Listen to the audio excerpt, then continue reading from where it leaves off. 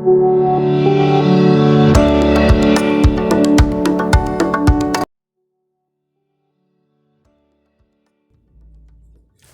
Friend, कैसे हो आप? आपका स्वागत है एल के सेराउत ऑफिशियल चैनल पर। आज हम जानेंगे कंप्रेसर क्या है, कंप्रेसर के कौन कौन से टाइप हैं तथा कंप्रेसर का वर्किंग प्रिंसिपल या प्रोसीजर क्या है। अगर आपको वीडियो पसंद आए तो लाइक, शेयर और सब्सक्राइब करना न भूलें।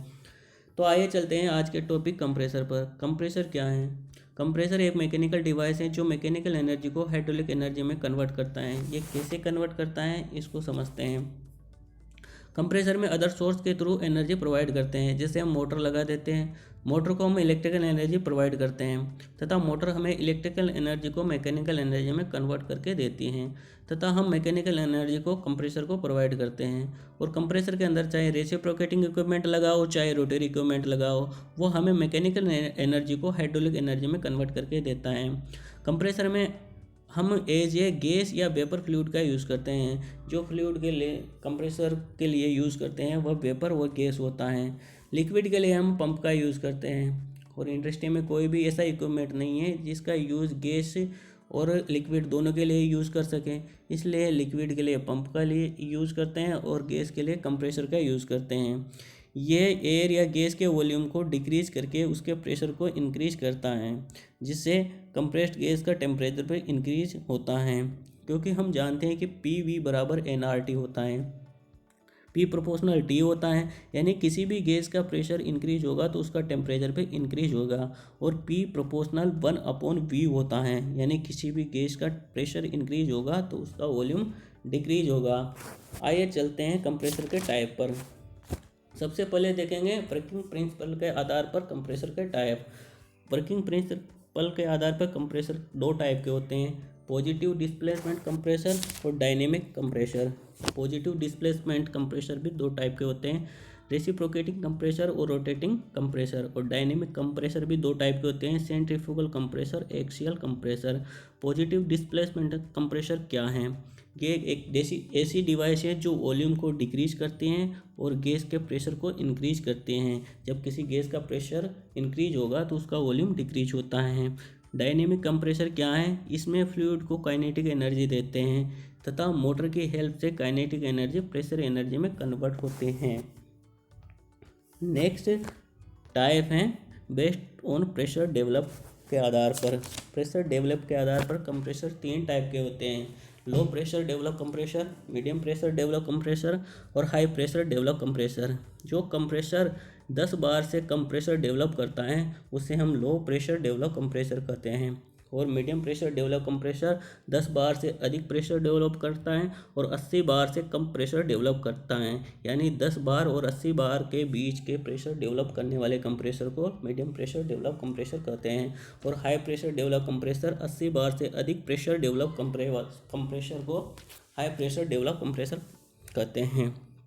नेक्स्ट टाइप है प्रेशर रेशो के आधार पर।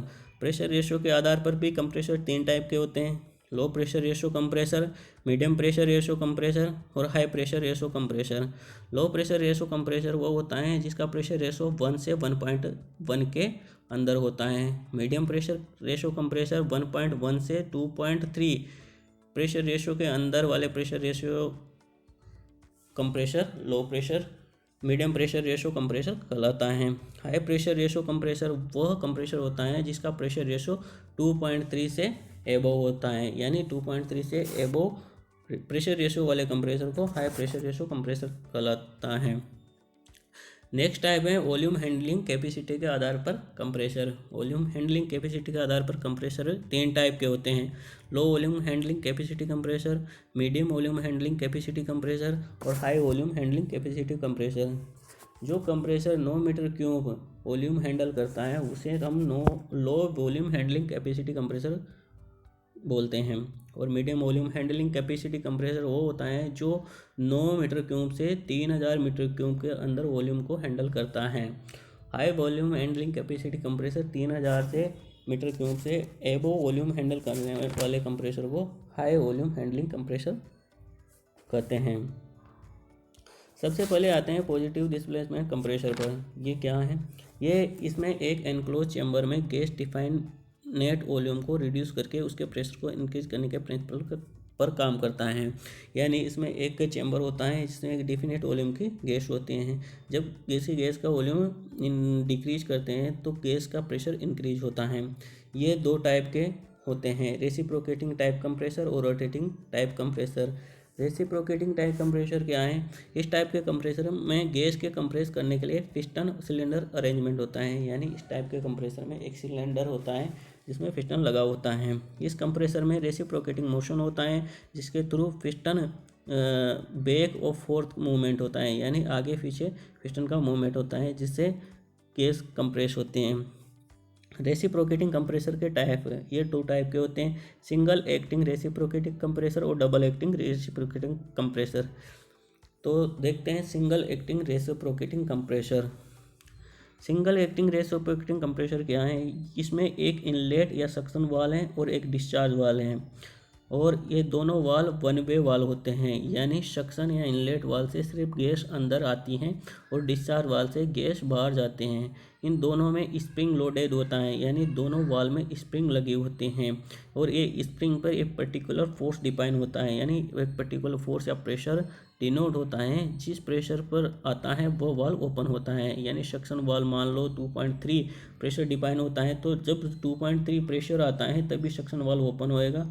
और डिस्चार्ज वाल 10 kg 10.5 kg जितना भी प्रेशर डिफाइन होता है वो प्रेशर पे आने पर ही डिस्चार्ज वाल ओपन होएगा, और ये तब तक ओपन नहीं होता है जब तक उस फोर्स पर नहीं आ जाए जिस पर यह ओपन और क्लोज होते रहते हैं।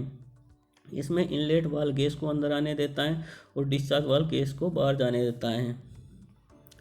आइए देखते हैं डायग्राम सिंगल एक्टिंग कंप्रेसर का। सिंगल एक्टिंग कंप्रेसर में ये डायग्राम दिया हुआ है। इसमें एक क्रैंक शाफ्ट होता है, क्रैंक शाफ्ट और एक कनेक्टिंग रोड होती है, एक पिस्टन होता है और एक सिलेंडर होता है और एक डायफ्राम होता है। जब शाफ्ट घूमती हैं तो पिस्टन अपवर्ड डाउनवर्ड मूव करता है और अपवर्ड डाउनवर्ड मूव करने से वॉल्यूम डिक्रीज और इंक्रीज होता है, जिससे इनलेट वाल ओपन और क्लोज होते रहते हैं। जब पिस्टन क्लॉकवाइज डायरेक्शन मूव करता है तो डायफ्राम नीचे आता है, डायफ्राम डाउनवर्ड आता है। डाउनवर्ड आने पर इसका प्रेशर डिक्रीज होता है। प्रेशर जब कम होता है तो इनलेट वाल ओपन हो जाता है और गैस को अंदर ट्रैप कर लेता है, और जब अपवर्ड डायरेक्शन में जाता है तो इसका वॉल्यूम डिक्रीज होता है और प्रेशर इंक्रीज होता है। जब प्रेशर इंक्रीज होएगा तो इसका डिस्चार्ज वाल ओपन हो जाएगा। डिस्चार्ज वाल ओपन होने के साथ ही गैस बाहर की तरफ मूव हो जाएगी। इसका वर्किंग प्रिंसिपल देखते हैं। जब पिस्टन नीचे की तरफ मूव होता है तो गैस के इनलेट वाल के थ्रू सिलेंडर में सक्ड होता है। जब पिस्टन नीचे की तरफ मूव होता है, नीचे जाता है पिस्टन, तो इनलेट वाल के थ्रू गैस अंदर सक्ड हो जाती हैं। और जब पिस्टन ऊपर की तरफ मूव होता है तो डिस्चार्ज वाल्व तब तक ओपन नहीं होता है जब तक एक सर्टेन अमाउंट में फोर्स अप्लाई नहीं हो जाता है, क्योंकि डिस्चार्ज वाल्व में एक फोर्स डिनोट होता है, उस फोर्स पर आने पर ही डिस्चार्ज वाल्व ओपन होएगा। इस वजह से गैस अंदर की तरफ ट्रैप्ड हो जाती है, यानी जो सिलेंडर है गैस उसमें ट्रैप्ड हो जाती है और गैस का वॉल्यूम धीरे धीरे रिड्यूस होता है तथा प्रेशर इंक्रीज होता है। इसकी वजह से गैस का वॉल्यूम धीरे धीरे कम होता है और धीरे धीरे वॉल्यूम कम होएगा तो उसका प्रेशर धीरे धीरे इंक्रीज होता है। जब प्रेशर डिस्चार्ज वाल्व को ओपन करने के लिए इनफ हो जाता है, जब प्रेशर डिस्चार्ज वाल्व को इनफ करने के लिए पर्याप्त हो जाता है तो डिस्चार्ज वाल्व को ओपन करके बाहर की तरफ चली जाती हैं। यानी जब प्रेशर आ जाता है तो डिस्चार्ज वाल्व ओपन हो जाता है और गैस बाहर की तरफ चली जाती हैं। सिंगल एक्टिंग रेसिप्रोकेटिंग कंप्रेसर में क्रैंक शाफ्ट का एक मूव कंप्लीट होगा तो एक कंप्रेशन साइकिल मिलेगा। यानी जो सिंगल एक्टिंग रेसिप्रोकेटिंग शाफ्ट का एक मूव क्रैंक शाफ्ट है, इसमें एक मूव कंप्लीट होएगा तो एक कंप्रेशन साइकिल मिलेगा। इसमें एक क्लीयरेंस एरिया भी होता है। क्लीयरेंस एरिया सेफ्टी पर्पज के लिए दिया होता है, यानी जब शाफ्ट घूमेगी तो पिस्टन ऊपर की ओर मूव करेगा और पिस्टन इसके सेक्शन वाले डिस्चार्ज वाल्व से टच नहीं करे, इसलिए क्लीयरेंस एरिया दिया होता है।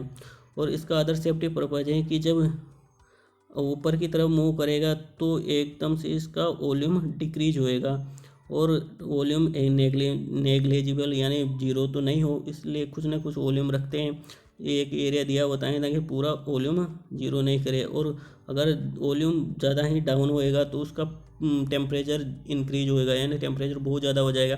टेम्परेचर बहुत ज़्यादा हो जाएगा तो इसमें फायर के चांस रहेगा, इसलिए सेफ्टी पर्पज़ के लिए क्लियरेंस एरिया दिया होता है। ये हैं सिंगल एक्टिंग रेसिप्रोकेटिंग कंप्रेसर। आज का वीडियो कैसा लगा लाइक करें और कमेंट करके बताएं। Thank you.